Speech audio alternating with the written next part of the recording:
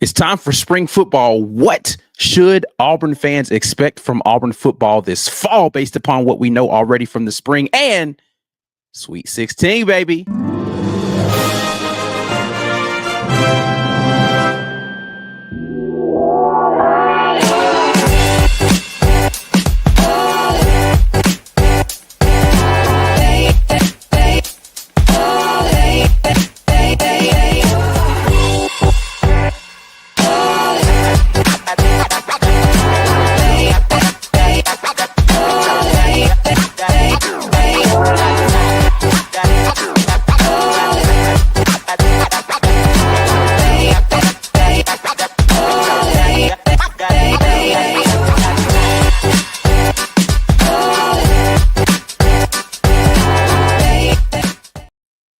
Midweek report coming at you guys. You already know the deal. Brought to you by our friends at the Rage Room. You can visit them at 1510 2nd Ave in Opelika, Alabama, or if you're in the Birmingham area, 2616 7th Ave, South Birmingham, Alabama. We appreciate all our sponsors, including the Rage Room, for sponsoring the segment. Also, you can give the gift of the War Report by hitting that gifted membership button. We appreciate you guys for joining our community. Hit that join button. $5.99 a month will get you there. Or we appreciate you guys for doing that as well. Also, visit our friends at the Rogue Shop. Visit rogueshop.com and use code report to get 15% off that Rogue Shop order. There is guaranteed to be plenty of stress on Friday. Hell, I was stressed versus Creighton. I don't know about you, but they had me stressed out. And the Rogue Shop had me covered. They can have you covered. RogueShop.com. Use code report to get 15% off. Also, our friends at Underdog Sports, new customers can deposit and get up to $1,000 in bonus cash. Guys, just visit Underdog Sports by downloading the app and using code report to get signed up to make sure you take advantage of those massive bonuses they got. You can win big with our friends at Underdog Sports. Yes, indeed. We are here. It is time. Coach Freeze had his first, it feels like a long time since we've heard from Coach Freeze, but he had his first press conference of the spring. They've had a couple of practices. Players are out there getting warmed up. A lot of change in the works for spring football all over the country. But again, Coach Freeze had his remarks for the media. What were your thoughts? What were the big overarching thoughts that you had based upon what you heard from Coach Freeze in that press conference the other day? Look, it's spring. It's spring. Spring is here. We know they're working on a truncated timetable this spring, starting on the 25th and ending on the 12th. Crazy. That timeline seems crazy to me, but they're going to get it done. He's been pretty open that he'd rather have OTAs than play a spring game. And I can't say I disagree with him there. Certainly put that time into strength and conditioning. But so far, we're hearing about Alvin Henderson making plays in spring camp so far, crazy one-handed catches. This is a time, I think, more so for you got to do a couple things. You got to get your young guys up to speed that you feel like have potential to contribute in the fall. And then you've got to gel a cohesive unit with the players who are going to play key roles, i.e. Jackson Arnold, but weren't here last year, which includes Deuce Knight. And I think that, what I hear are the starts of that process, and it seems like things are going right. Like, look, man, a lot of reports of Deuce Knight absolutely killing it so far since he's been on the Plains. And I can't tell you, that excites me. It excites me because he's got to be, at some point, one of these highly rated 5-star QBs has to clearly be the future of your program. And if Deuce is showing that potential now, I feel good about his ability to be able to step in, maybe even mid-season in case of injury, right? Break glass in case of emergency type situation, and handle the job. Look, we're seeing freshmen do it. If Lagway at Florida can do it, Deuce Knight at Auburn can do it. And that's all I got to say about that. So, I think I heard a lot of the standard stuff from him in this practice. I don't know, in this presser. I don't know how you felt about it, but certainly, more will come and quickly because they're on that truncated timetable. In the next few days, we're going to hear more and more and more. Yeah, I mean, I heard some stuff that was very different for me in terms of just kind of the confidence level he has for certain things going in. One of the things in honor of B. Will, I will use his favorite word, which is continuity. one of the things that Coach Free said that he thought was going to be a differentiator going into this season was the continuity he had at coordinators, the continuity they have in terminology. So there wasn't a ton of things that guys had to pick up that was going to be, they weren't installing new stuff or trying to figure out, hey, what's this offense going to look like? It's the offense he's been accustomed to running for now 2 years in a row. They're going to be going in. Same offensive coordinator, same defensive coordinator. So he feels good about where they are as far as a baseline starting point about trying to get the young guys up and acclimated to that stuff. So that's one thing that I definitely liked to hear from Coach Freeze in terms of what the expectations should be as far as where the team is today versus where they've been day one in his first 2 seasons. Yeah.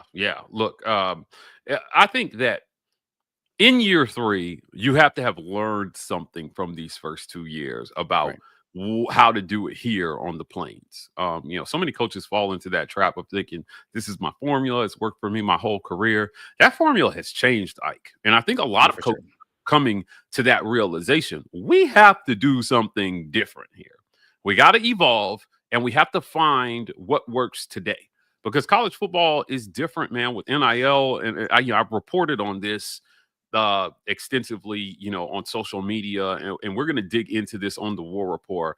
I had a chance to talk to John Cohen, and it was after Larry Vickers got hired, about, support for women's basketball. And the larger conversation was about NIL and the money that they're going to have to work with potentially directly after this House bill passes. So for those of you who don't know, there's a $20.5 million cap, and there are about 74 additional scholarships that will be added to the Olympic sports. But 2.5 of that million, 2.5 million of that 20.5 has to go toward covering those additional scholarships. So you got about $18 million, Ike, that you have to play with to say, hey, you want that 5-star quarterback? It's going to cost you $3 million. Bam. Now we got $15 million left. Schools like Baylor are committing 5% of their $18 million, which comes out at $900,000 to women's basketball. Life-changing for some programs, right? But we know that Auburn football is going to eat most of that. And rightfully so, right? Yeah. Here's the reality. And basketball is going to eat a large majority of what's left. Yeah. I mean, if and that might be crumbs. Hear me out. Auburn football produced $60.5 million in profit in the 23-24 season. Auburn basketball produced $5 million in profit. One of the first years that they actually were in the black, right? The athletic department as a whole, including football, men's basketball, and everything else, produced $11 million in total profit.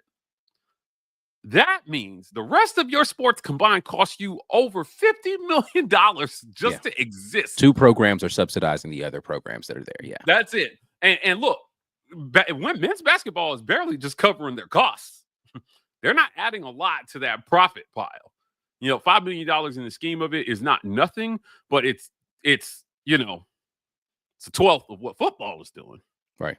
So they're going to get theirs. And so what I think is coming, and I can't wait to ask Hugh Freeze about this spring, because it's going to affect what we're talking about with these spring rosters, right? Like, they're going to, I wonder if coaches are going to take on the mantle of GM, Mike, and say, all right, here's what we got, $15 million to play with, and they're going to put their board up, and they're going to, Deuce night costs us $3 million, right? Like, where do we want to spend our money to get the best roster we can possibly get to compete in the fall? Yeah, I mean, I think that's already the direction that it's headed. And that's why you see guys. What was the guy's name that came over from LSU? That is, I mean, he's essentially a GM for Auburn right now. But Will Shepherd. It's not Shepherd, but Will is the first name. But but you're seeing that direction already being taken by a lot of programs, which is why you see North Carolina go and hire a guy like Bill Belichick, right, who is used to that sort of process. And that's, I think, the direction that head coaches have to start to be in, whether it is you as the coach or Will Redmond. Thank you, Lawrence.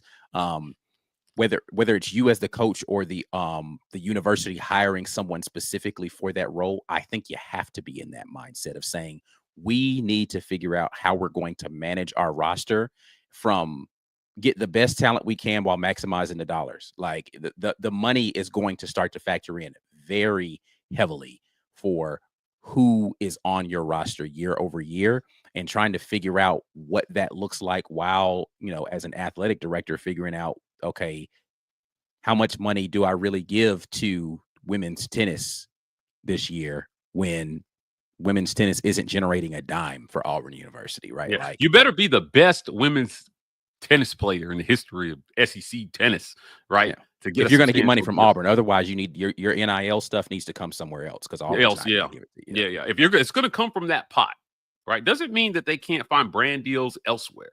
That's what NIL was supposed to be about anyway. It was never supposed to be about the universities, like, paying them directly. But there was a meeting with some of the athletes about rev share for this upcoming season.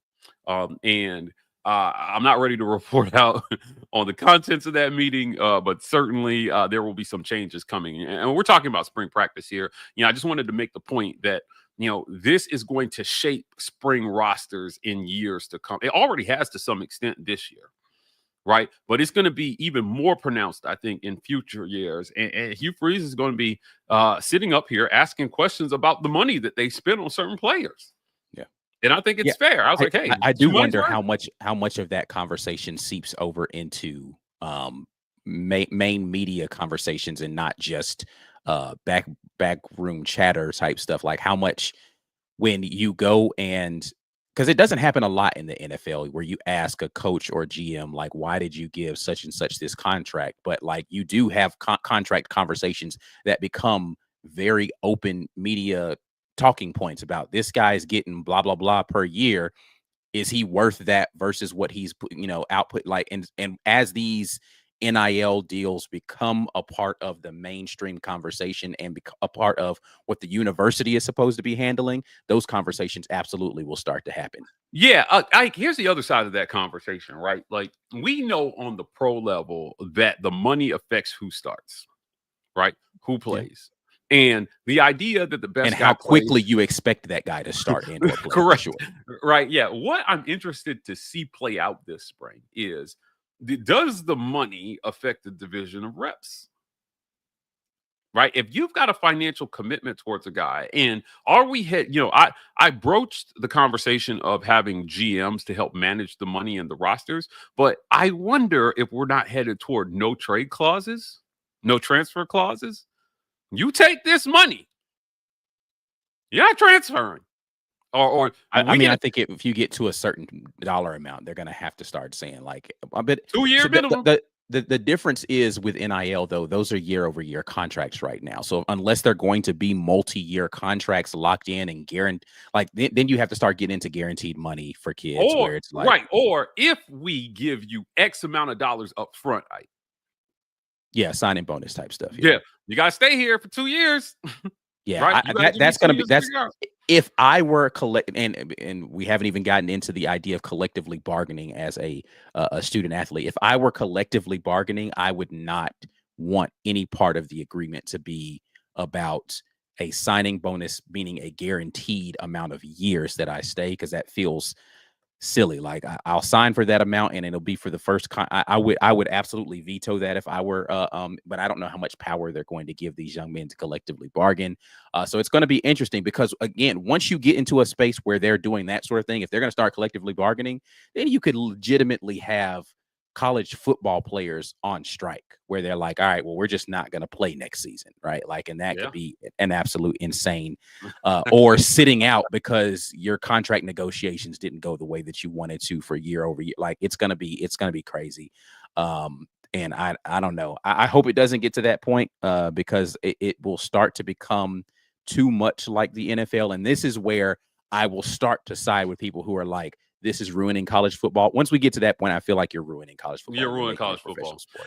sport. I'll say this, moving back toward Auburn spring practice, everything I want to hear, and I wanted to ask you this question about this press conference, everything I want to hear coming out of this spring is about Jackson Arnold and Deuce Knight. Everything I want to hear. I look, defense is going to be, I have all faith in DJ Durkin. And it's not to say I'm not following it. I'm just saying, like, top of mind right now, defense is not top of mind for me. I think he's going to produce another top 25 defense. And I think those guys are going to be awesome on that side of the ball because they're organized. Durkin has a good process. The players have bought in. I've heard nothing but great things from them about how organized it is and what drills are like. But on the offensive side, going into year 3, I got a ton of questions about QB development and what the plan is to get these QBs to an SEC level. Now, look, I don't think Peyton Thorne was as bad as a lot of people painted him out to be. I cringe when I see jokes about him on social media. Like, I still think he was somewhat handicapped by the internal stuff that was going on at Auburn. And I've heard enough of that, Ike, to say, like, look, I'm not – I can't, look, he could have played better in some spots. Certainly, there's some things that he could have done better. 100%. You pointed those things out on film repeatedly. If you remember, go look at those film reviews. We know, look, Peyton wasn't perfect. But do I put the lion's share of the offensive problems on him last year? No, I don't. I don't put that on him. So, moving forward, how is Hugh Freeze going to better serve his quarterbacks? That's what I want to hear coming out of this spring. And I want to hear out of those guys' mouths how they feel like it's going great. The same way the defensive guys are telling me directly, dude, we are humming and we're coming for you. On defense, they are all the way turned to 11. Offensively, those guys have questions. Yeah.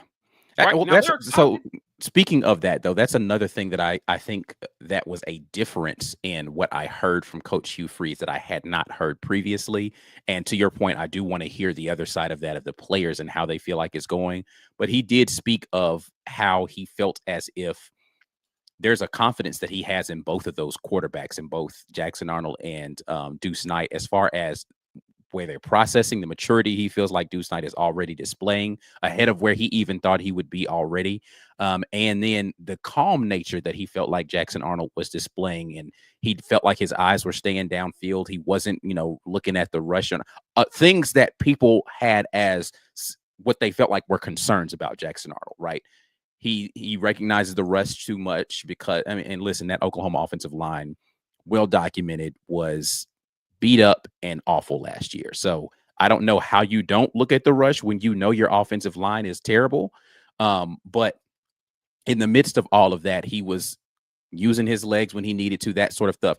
Now, again, all of this is he got a non-contact jersey on. I don't know how much faith or stock you put into that, but it's something I haven't heard Coach Hugh Freeze say in his first 2 years on the Plains about his quarterbacks at the start of practice. Have not heard that level of confidence out of the gates for them. It's been, we're working on it. It's been very tentative, I don't know type of stuff, but he had some pretty high praise, I think, for it to be so early in the process. So I am cautiously optimistic about, if you're starting there, then where does it grow to?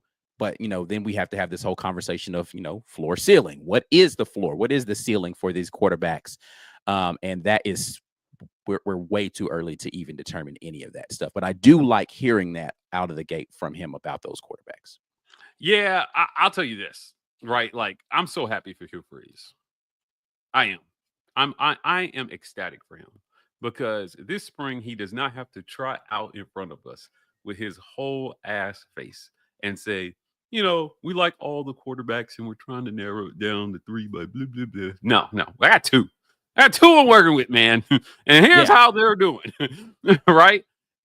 Deuce is maturing. Jackson is who we thought he was. We just got to get these guys in the playbook, man, and move this thing forward.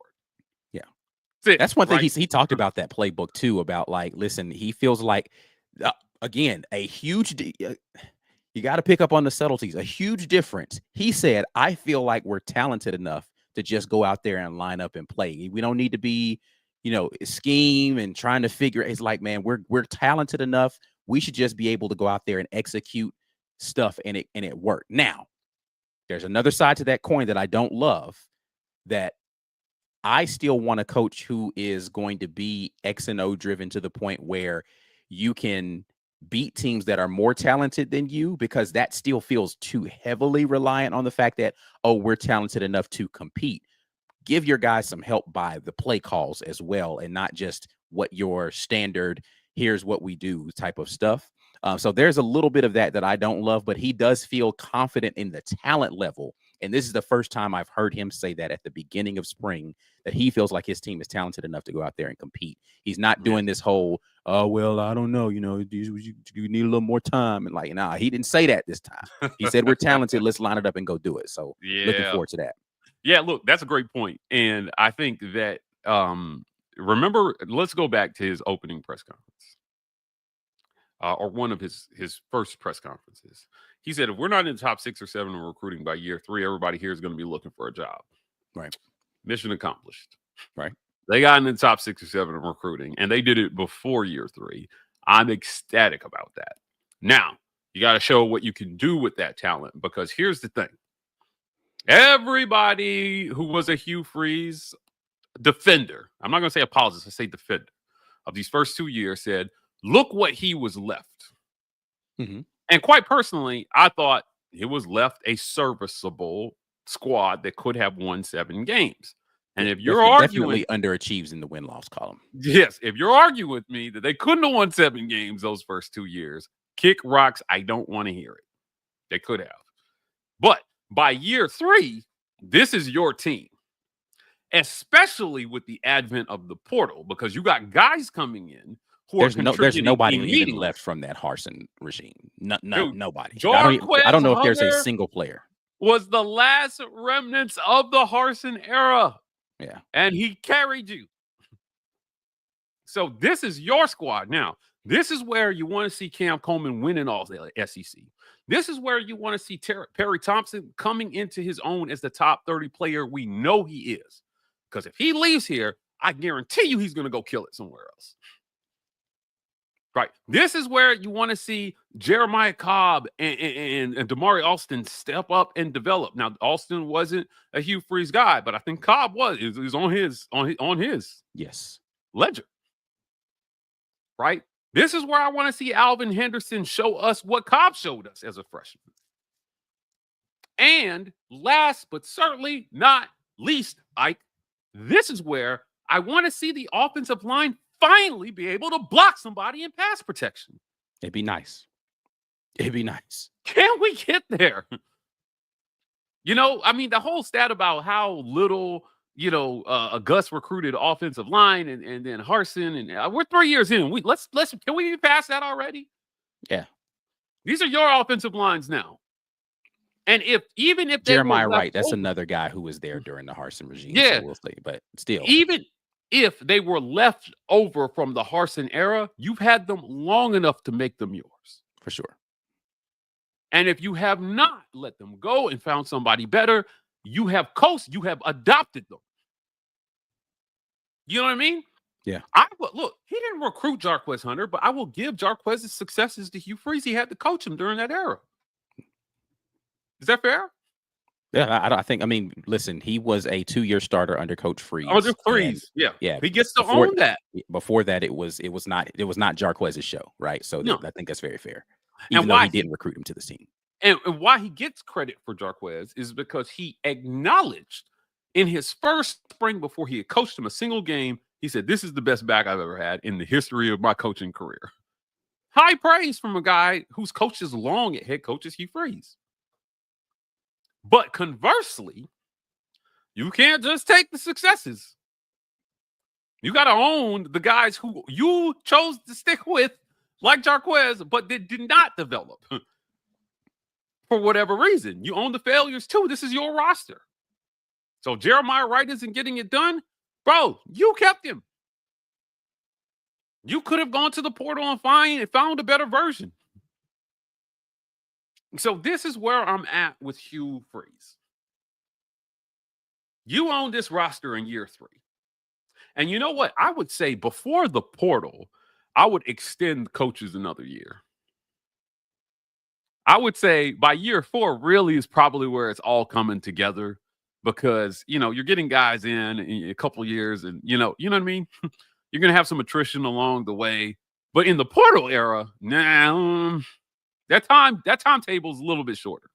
Yeah, no, I mean, I think that is indicative of the contracts that are out there for these coaches and when buyout clauses are out there. I think Yep. that's indicated by how quickly, especially in Power Four situations, coaches are getting fired. Like, I think all of college football would agree with you. If in year 3 it's not going in the right direction, I don't know that you're getting a year 4.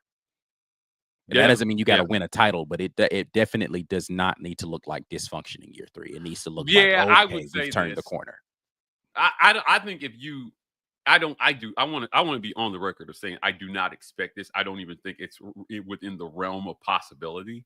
It would take extreme calamity, I think, for Auburn to turn in a third straight losing season under Hugh Freeze. But if that should happen, regardless of injury, it might be time to move on. I mean, I don't think Or it's unfair. I don't think it's unfair to say if in 3 years you can't have a winning record. Like a again, winning nobody's record. asking you to go and win a Seven national and championship. five. Yeah, Right. but Yeah. be on Seven the and five is positive what we're side talking because at that point in time, if you don't have a winning record this season, not bowl eligible. Be clear. I'm not saying 6 wins. I think you need to be like you just said, 7 wins in by year 3 with all of the talent that you've amassed. Then I just don't know that you can make it happen. Like how much do you need players to save you at that point in time? And we don't need that type of coach in a program that is going to be competing, that is expected to compete in a much higher level where it has to be, you need Cam Newton to come descend once again upon your program in order for you to be successful. Yeah. But if you need Cam Newton, go get him. Well, I'm saying, but at this point in time, you're not going to get Cam Newton, so you Yeah, better yeah. figure it out with who you got. Yeah, right. Yeah. I mean, you bet a lot on Jackson Arnold. Yeah. Remember when Bo came here? Do you remember the we when Bo the War Report wasn't a thing when Bo got recruited. But I remember you and I having a conversation, and I was like, I think Gus has bet his career at Auburn on Bo. Yes. This doesn't work out, he's probably out of here. And lo and behold, about 20 months after Bo's first game, he was out. Do you think, does the chat think that Hugh Freeze has bet his career on Auburn, on Jackson Arnold? Is it Jackson Arnold and or Deuce Knight or Yeah, I was bust about to this say year? and or night. Yes, I would say For Hugh Freeze. for me to go to the Jackson Arnold or bust, I would have to see him stick with Jackson Arnold despite him struggling and not pivot to Deuce Knight. And I don't know if he's in that camp right now. But I do think that, I mean, at this point in time, because of what you have in your quarterback room, I think that you have to say it is those two guys are bust, or hey, listen, let's pack it up. Let's figure out where what we're doing after this year, because there's no reason why 2 5-star quarterbacks neither can be successful. Yeah. There's just none. There's too much talent around them for you to tell me that 2 5, like you missed on 2 evaluations for 5-star guys. Then brother, we got some problems. We got some serious other problems that we need to have a conversation about. Because there's just, I mean, like the excuses that would be there, I guess you don't have them. You don't have them. You've got too much talent in that wide receiver room. You've got too much talent in that offensive line room. You've got too many running. Like, there's just, and your defense has been good. So if you can't go and find 7 wins in this schedule that you have, that is set up in a way in which 7 wins is, it's not even a stretch to say you can go get set. Like, there's a lot of people who could, unless you are a Bama fan or a Georgia fan and you just hating, it's not a stretch to think Auburn wins 7 games next season. Yeah. It's not. So yeah, I if it better be that or but. Like, you need to coach as if 7 wins matters to your future. Yeah. And if you're not doing that, then I don't know. Yeah, we do need to have a whole different conversation. All Yeah, right, look, go ahead. let me say this last thing, right? The other thing I want to see come out of this spring is I want to see Cam Coleman and Jackson Arnold have a almost telepathic connection. I want these guys to know each other better than their own mamas know them. I want these guys to look like they were born Siamese twins. I want Jackson Arnold to open his eyes in the morning and see Cam Coleman kneel by his bedside like, hey, buddy, what you thinking about? How was your dream? Were you dreaming the touchdowns we were throwing to each other? That's what I was dreaming about, too. These guys have to be on the same page. There's got to be a trust that when Jackson Arnold puts that ball in the air, that Cam Coleman's going to go get it. Yeah. And there has to be a trust from Cam Coleman that when he runs down the field, Jackson Arnold's going to put that ball right where it's supposed to be. And if those guys can't get it together, it's going to spell doom for this season. Because if you're Jackson Arnold, boy, like you had to have watched the tape and known Cam Coleman is that dude. He's him. He can go get it. He can go get it better than anybody we've seen come through Auburn in a very, very long time. Just give him a chance to catch the ball. Hugh Freeze talked repeatedly about having receivers with catch radius in this league. Guys where if you get the ball within 3 yards of them, they're going to make whatever adjustment they got to make to go get it. He wants his quarterbacks to have that cushion because he understands you're not always going to throw the perfect pass. So you need receivers that can go get it reasonably. Or make plays like when the occasion is the biggest. Yeah. And preferably in the end zone. Yeah, I mean, listen, we didn't specifically talk about it, but because we're talking about guys like Cam Coleman, that red zone offense better look night and day from what it was last year. We probably got a whole segment dedicated to red zone offense later. It's got to look much better. All right, we're going to go here to a break, but when we come back, we'll continue talking a little bit more about spring, and then we'll talk some basketball. We're going to get to your comments, all of that stuff on the other side. You guys are watching the Midweek Report. Make sure you like the video. Make sure that you are, if you're watching this later, go ahead and give us your comments down there in the comment section. Subscribe to the channel, all those sort of things. Share. We'll be right back at you with more Midweek Report. This edition of the War Report is brought to you by our generous sponsors. The Opelika Rage Room in Opelika, Alabama. The Rage Room is a place where anger and stress find their ultimate release. Call or text 334-777-6688 to set up a session today, or check them out online at opelikaRageroom.com. Golden's Cast Iron. Whether you work out, grill out, or chill out, you deserve the best life possible, and Golden's Cast Iron is here to provide the tools to help you do it. Check them out at goldenscastiron.com.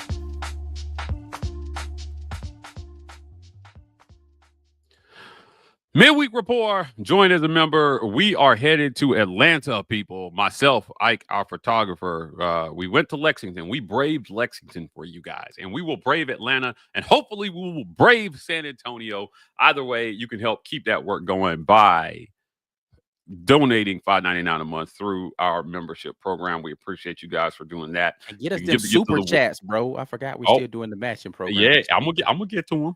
The gifted membership program. We love you guys for doing that too. See if we can get a few more given away here. Also want to thank our friends at the Rogue Shop. Visit rogueshop.com and use code REPORT to get 15% off plus free shipping. Also, if you watch the Auburn Express, one of our Auburn Express sponsors, the Vibe Vault. If you're in the Phoenix City area and you're looking for a fresh cut, man, Columbus, if you don't mind to drive down from Opelika, look, there's no distance too long to drive for a good barber, Ike. So if you're looking for a good barber, visit our friends at the Vibe Vault. They're at 3462 Crosswinds Road, Suite I in Phoenix City, Alabama on 431. That's Highway 431. We appreciate them for sponsoring the segment. And also Underdog Sports. New customers can deposit and get up to $1,000 in bonus cash. Just download the app, use code REPORT to sign up. And on that first entry, pick two players, higher or lower, more or less. And bam, you're going to have a chance to win a lot of money there with our friends at Underdog Sports. Doing it big here. Download the app again. Make sure to use code REPORT to make sure you take advantage of those bonuses. Yes, indeed. Let's get over here to the comment section. Speaking of super chats, we have one right here from Anthony Long who says, I hear what you're saying about Deuce, but I have a feeling that Jackson Arnold is Hugh's guy. And once Hugh has his guy, that guy is locked in no matter what. Do we honestly think there is a QB competition on the Plains? Yes. I want to push back on this a little bit. Deuce is Hugh's guy. That's a fact. He's been recruiting Deuce for a couple of years. He just started trying to get to Jackson Arnold recently. Deuce is Hugh's guy, but you could not bet your season on a true freshman. So you had to go get Jackson Arnold. So if you want to say, I think Jackson is Hugh's guy for this year until he knows that Deuce is ready to go, I can accept that statement. Yeah. But I do not think he will be tied to Jackson Arnold the way he was seemingly tied to Peyton Thorne. I mean, I tend to agree with that. And if he was willing to, and we know with assurance that he was tied to Peyton Thorne based upon what he did out there. If he was willing to bench Peyton Thorne and potentially get him up out of here after that Cal game, then he absolutely will do that to Jackson Arnold. I don't think that we're in the same type of position as he was with Deuce Knight, as he is with Deuce Knight, as he was. Listen, again, it's no disrespect to the young man. I was high on him, thought he was going to be at Auburn for a while doing some great things. I have heard Hugh Freeze say more positive things in one press conference about Deuce Knight than he said about Walker White the entire time he was at Auburn. Yeah, I just have. Yeah. And again, you can say what you like. You can say, oh, it's just coach speak. Again, I listen to nuance and when coaches are talking, and he's already had more positive things to say about what he feels about his maturity. Like he said, he talked about his maturity. Again, he never said anything bad about Walker White. And he's like, oh, he talked about his arm talent, but he never made me feel like Walker White was going to be the guy very soon. It always felt like a project. And I think he feels confident about where Deuce Knight is from a talent perspective. And again, that could just be something that he needs to say in front of camera so Deuce Knight hears it, but I don't know. But I know he never did it with Walker. Right. So it is what it is. So, yeah, I agree with you, Mike, that Deuce Knight is his guy, and Jackson Arnold needs to play well or he's going to be looking over his shoulder. You have a multi-interception game. That pressure is going to start to ratchet up for Jackson Arnold. Yeah. Lawrence Robinson jumps in and he said Malcolm and Perry are really improving. This is another thing that that I heard from him that I loved him talking about how at the end of last year, there were still issues with, Malcolm running the right route or being where Peyton Thorne thought he was going to be in certain situations. He feels like both of those guys with another year in the system, another understanding of what they expect from them, have already started at a good place. So you got really talented guys that now are starting to understand what they need to do. That's a recipe for success for your offense. If you can, as you stated, get on the same page with the quarterback. Absolutely. Let's see here. Corey jumps in and says Freeze spent a lot longer recruiting Deuce than he did. This is what we were just talking about, than he did Jackson. I find it hard to believe Jackson is his guy. May the best man win. Yeah, I agree with Corey. I'm telling you, look, not only that, but the investment that has been made. Let's not pretend like it's not happening. The NIL investment, all the things that have gone into getting Deuce Knight to the Plains and keeping him on the Plains. He's Hugh's guy. He's Hugh's guy. And it doesn't make Jackson any less of his guy. This guy has more than one guy. Yeah. And worst case scenario for Deuce Knight, man, look, either Jackson will do it or he won't. But if he does do it, he's not got that much longer. He's got how much longer left at the college level. It's not you're going to be sitting behind him for like 3-4 years, hoping for your chance in your senior year. That's not going to be Deuce's. Yeah, that's not going to be Deuce's reality. So I think that both these guys are his guys. And like I said, I'm happy for Coach Hugh Freeze that he does not have to do this quarterback dance pretend thing for, guys who literally have no shot of playing. Yeah. TK jumps in and says, looking forward to an offense that hasn't been dumbed down 2 years in a row. Maybe we score more. Bet we do. Yeah, listen, when you have inexperience at the wide receiver position, you have a lot of, what's the word I want to use? Malfunction in the way that you're putting things together. You've got turnover in your coordinator position year over year. Again, I love the the talking points of Hugh Freeze about where they're starting this year feels a lot better than where they've begun the first 2 years. Um, and even if the offense is not, some complicated thing, uh, you should be in a position now where, based upon your talent and the things that this offense just naturally has built into it, you should be able to go out there and win football games. You are talented enough to do that.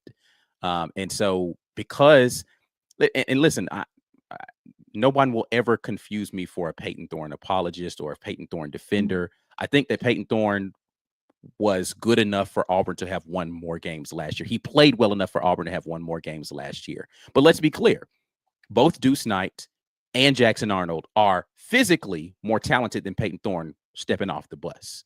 Now the question is, are they going to be able to put it together out there on the field with all this other talent around them? And that's yet to be seen. Yep, agreed.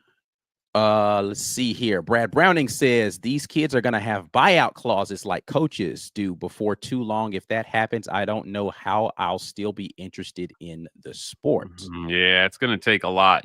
So much of college sports was the passion, right? It was, hey, we're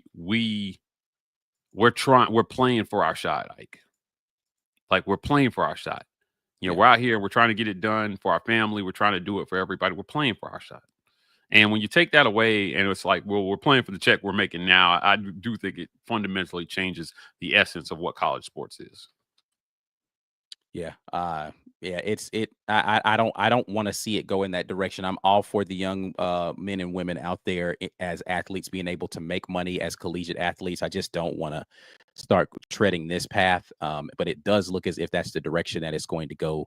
And again, if we start getting into buyout clauses and minimum years and guaranteed money, and it's going to get crazy. It's already ridiculous in the pros.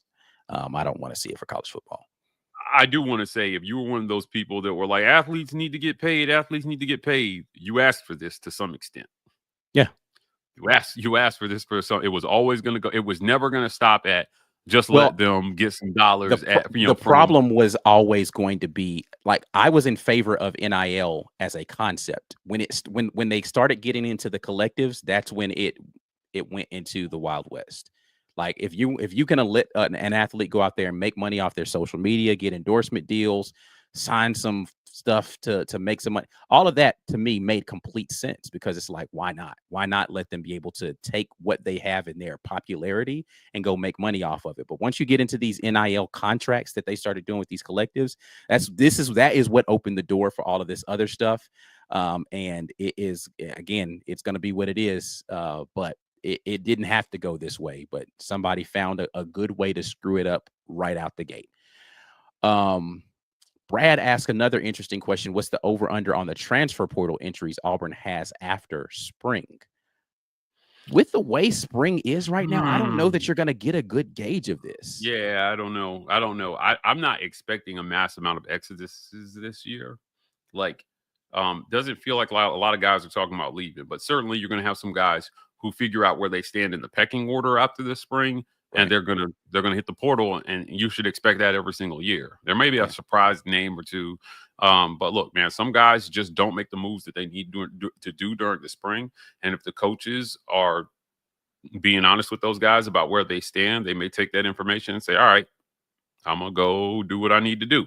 So just is what it is. We saw a lot of guys do that.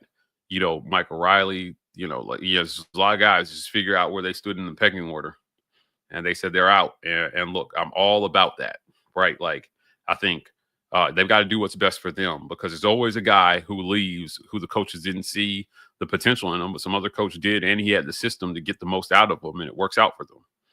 But what you can't do is you can't sit here on the back of somebody's roster and just not play for 4 years and say, oh, but I'm an Auburn guy. That's goofy. Yeah, that's not what very few people came to college so they could earn. Like, I think we're past the days where my primary motivation was to pay for college, so I'm going to play sports to do it. Like, the vast majority of these young men have professional aspirations in and we've got a lot of different kind of professional leagues out there right now. So yeah, I don't think that that's something that you're going to see as much anymore, and we're well past those days.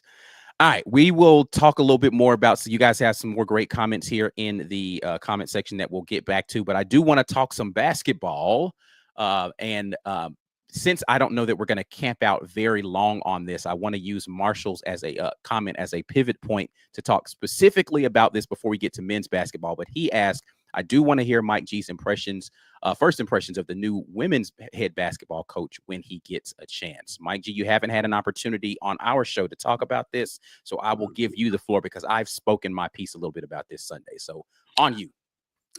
Strong first impression. Coach Larry Vickers, first and foremost, coming into the job, when his name popped up, Ike and I were in Lexington when we heard that morning that it could be him, right? John Cohen would not confirm that it was him, but news was starting to break more so from the Norfolk stateside, Ike, that it could be him. And, what happened during the process was they talked to so many people during the interview process that it was inevitable that word was going to get out that Auburn was looking at him as their next head coach. My impression is he's a guy who knows ball. Coach Larry Vickers knows ball.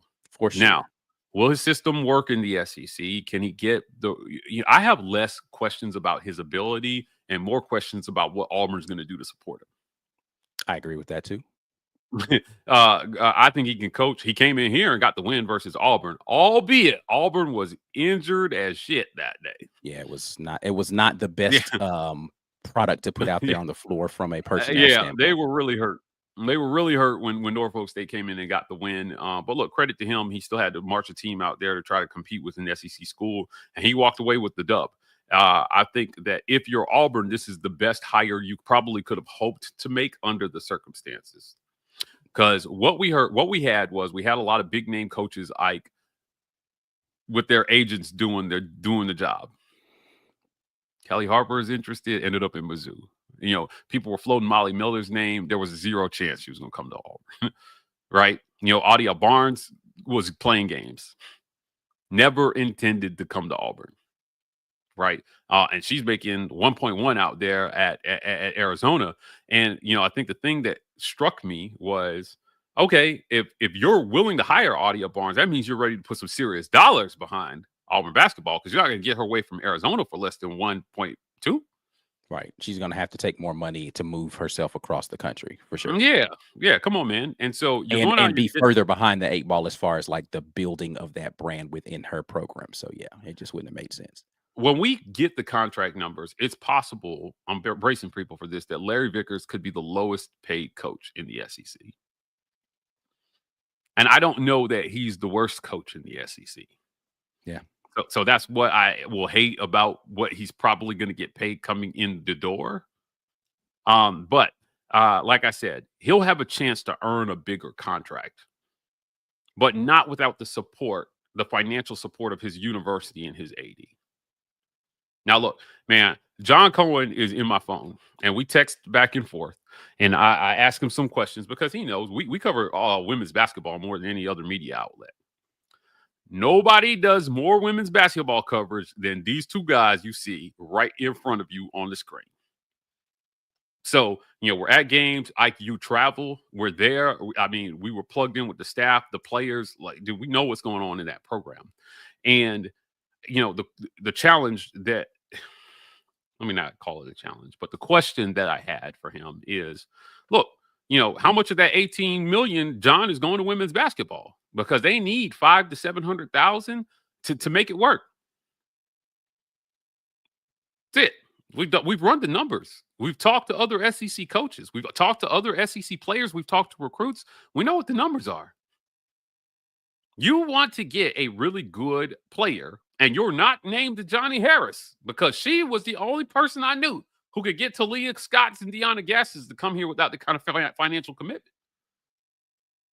My question is Larry Vickers going to be one of those dudes? Because every year that passes, it's getting harder. Yeah. I don't personally think he should have to pull a rabbit out of the hat to have success in his first couple of years. You hired the man, put the dollars behind him so that he can win.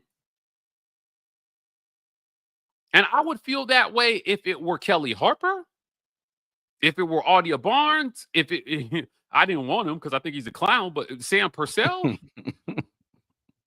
whoever, they're going to need this financial support. Yeah.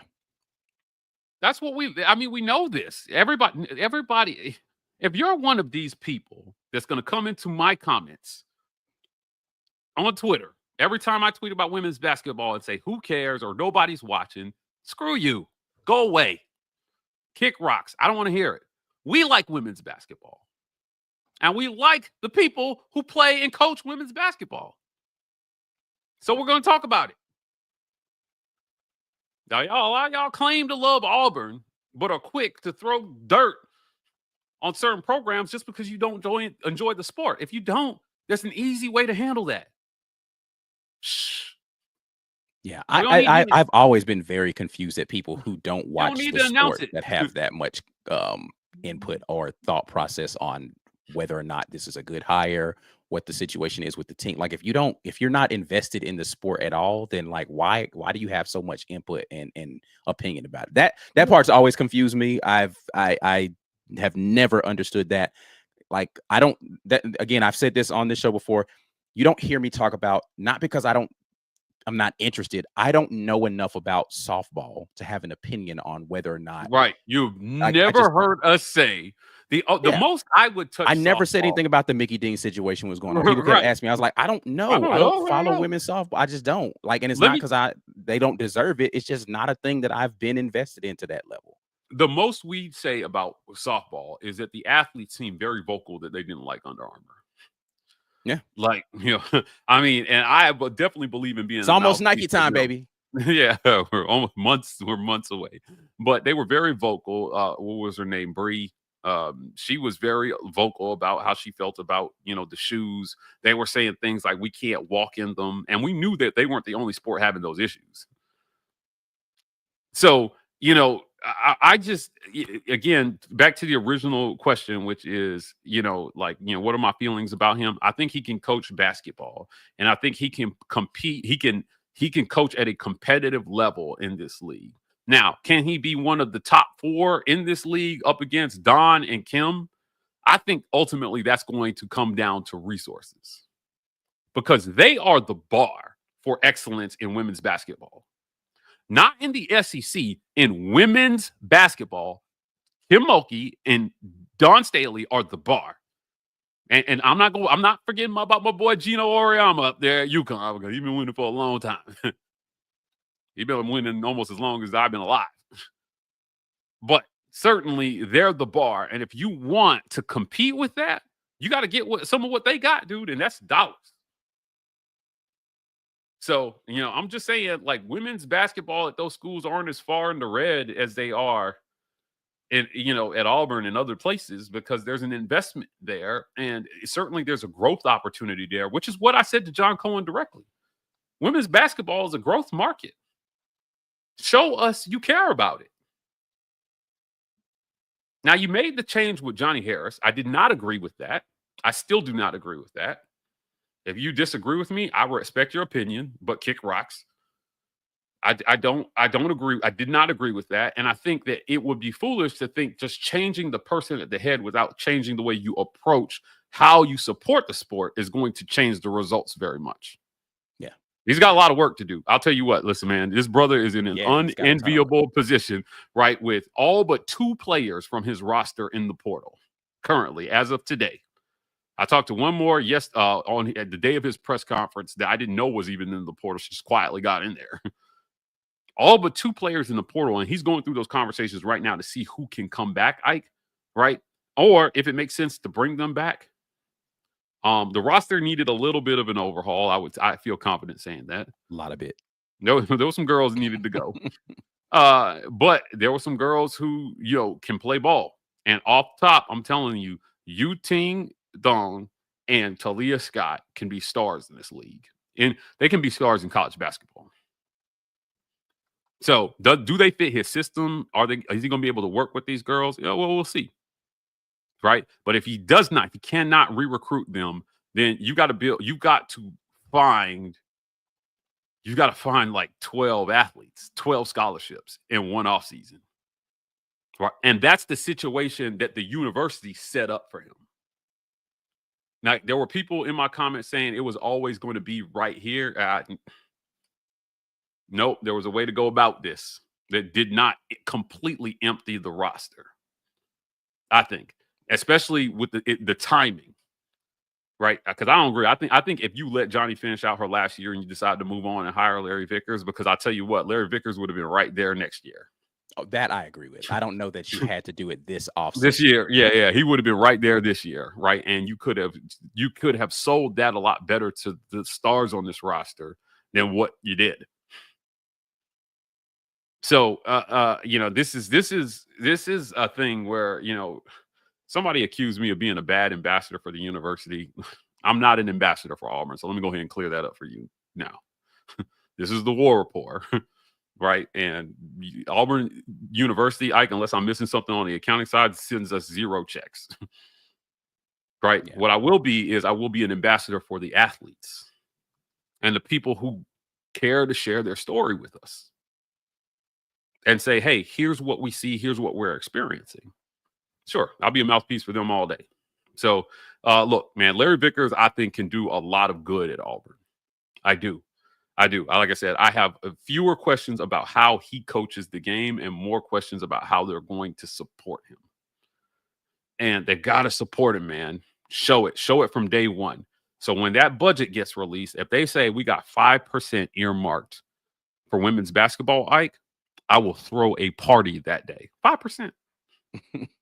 That's it. 5%. $800K. Because that will be $800K more than they had earmarked before. Facts. Factuals. All right.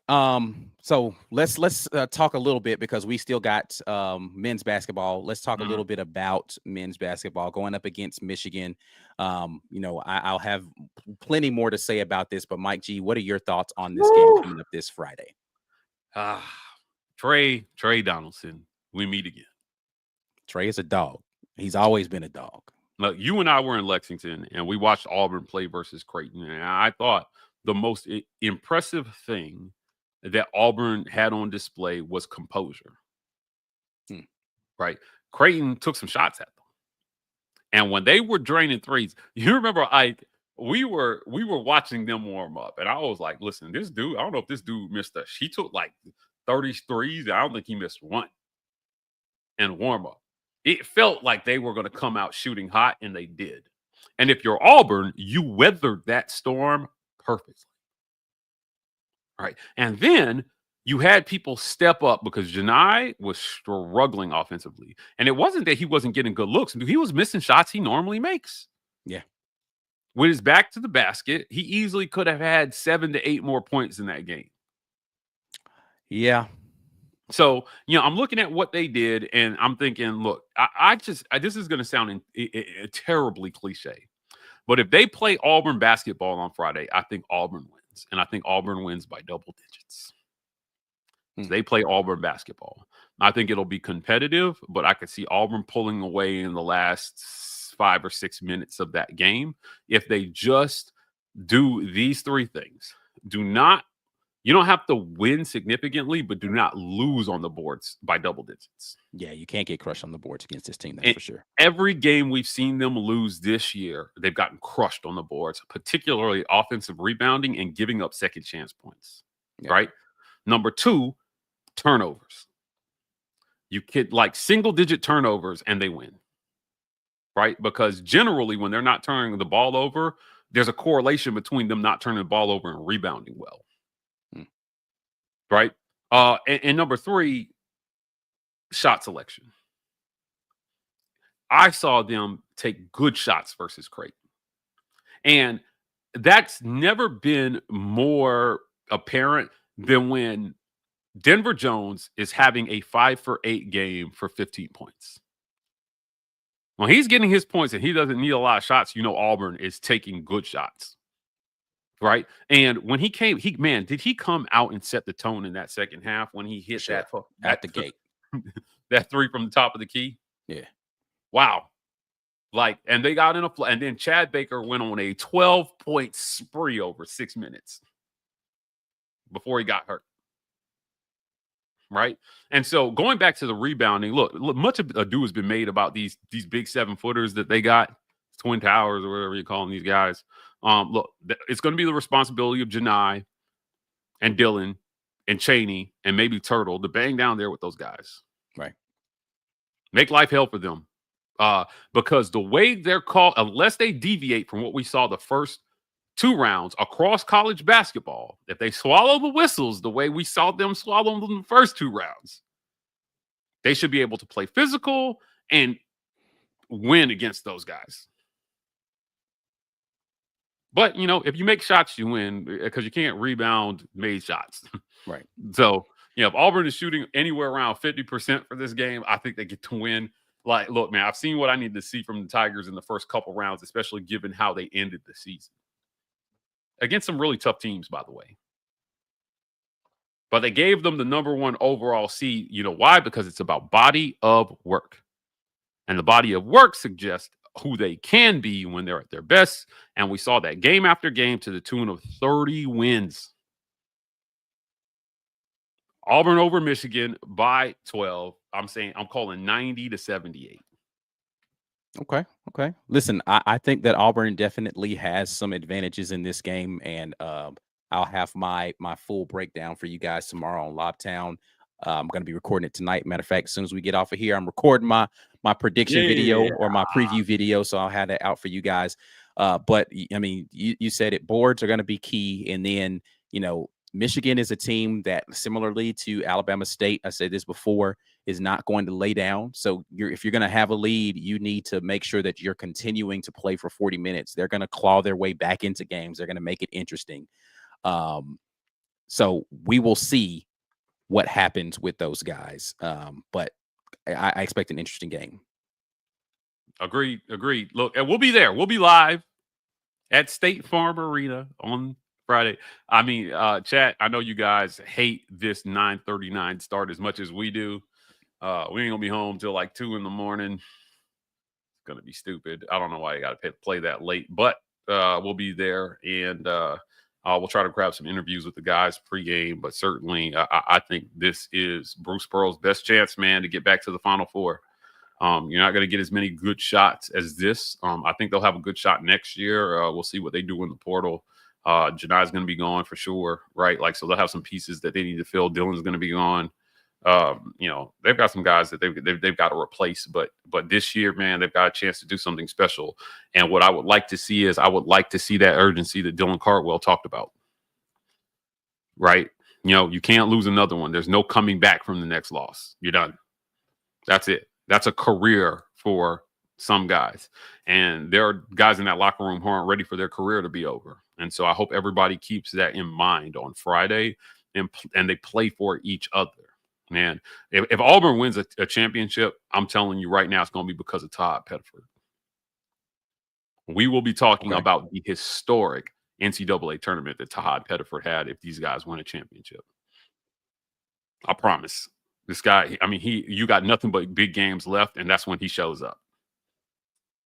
He definitely has been a big game, and this game in particular, he will have those opportunities again. So I'm looking forward to seeing what young Tahad puts out there on the court. All right, let's get over here to this comment section before we get out of here. Heavy says, can anyone from the Warport recommend a good pest control service in the Auburn Opelika area? I don't live down there, so I can't help you. If you listen to the Auburn broadcast, I do the voiceover for Cook's Pest Control, so I'm going to say Cook's Pest Control. Oh, okay. Yeah, I'm going to go with Cook's Pest Control. Cook's Pest Control. Chess Rockwell says, will Vickers get the NIL support he needs, though? That was what Mike G was talking about. Yet to be determined. We don't know, but we definitely hope so. Let's see. The Holy Emu, excuse me, says I asked him for a clarification. He said, what about Janai's tweet? And he clarified, I'm going to be better Auburn for the last stretch of the season, but in the meantime, War Eagle Sweet 16. You realize he didn't play well. Yeah, he knows he needs to play better. First 2 rounds, he's averaging something like 11 points per game, and he's a guy who's averaging closer to 19 a game during the season. He's had outputs where he's, 20 plus points per game. And as Mike G just said, he was missing makeable shots for him. So and the challenge that he's going to face. Like, look at the road ahead of these guys, right? Like Michigan, it's going to be the whole conversation going in that game is going to be how can Dylan and Janai go up against Golden and other guy's name escaping me for some reason, but the kid that was from Yale. How can they match up against those young men? It's going to be the Twin Towers versus the Twin Towers. Who's going to get the best of it? And I feel like he should take it personally that people don't think that he's going to be able to compete. Wolf, thank you. Danny Wolf and Golden versus Janai Broome and Dylan Cardwell. That's going to be a huge talking point. And so how is Janai going to respond when that's the challenge in front of him, is whose Twin Towers are going to outperform the others? So hopefully we are looking at a situation where he's ready to embrace that challenge. And somebody's been in his ear all week talking about how he's getting disrespected in this conversation. He goes out there and doesn't force it, but he shows why he has been all season a National Player of the Year candidate. JD, something I haven't heard anyone talk about. If Hugh Freeze has to miss coaching games, who takes over? I mean, I think that's DJ Durkin easily. I think it's Durkin. Yeah, he's a guy with head coaching experience on your staff, right? They're not anticipating him missing any games, but certainly we have Coach Hugh Freeze in our prayers. If you guys, hadn't heard about the cancer diagnosis, sounds like they caught it early.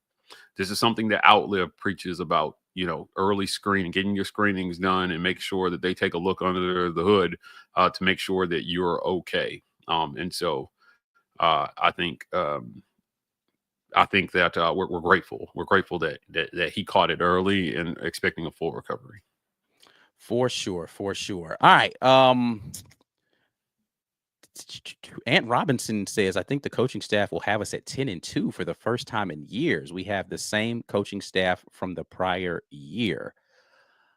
10-2 feels aggressive, again, but it's not unheard of. I just don't know if they're gonna make that kind of jump. But hey, listen, we had a lot of unanswered questions out there, and I think again we started the conversation about the quarterback. It's gonna pretty much begin and end with how well those QBs play next year.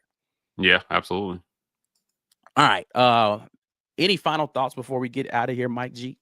Nah, it's a weird time of year, right? Like Auburn's still playing basketball, meaningful basketball. Spring practice is in full swing now, and there's going to be a lot to talk about. I think headed into media days. That's in Atlanta this year. We got a lot of things in Atlanta this year, so we'll be headed back to Atlanta for media days in July.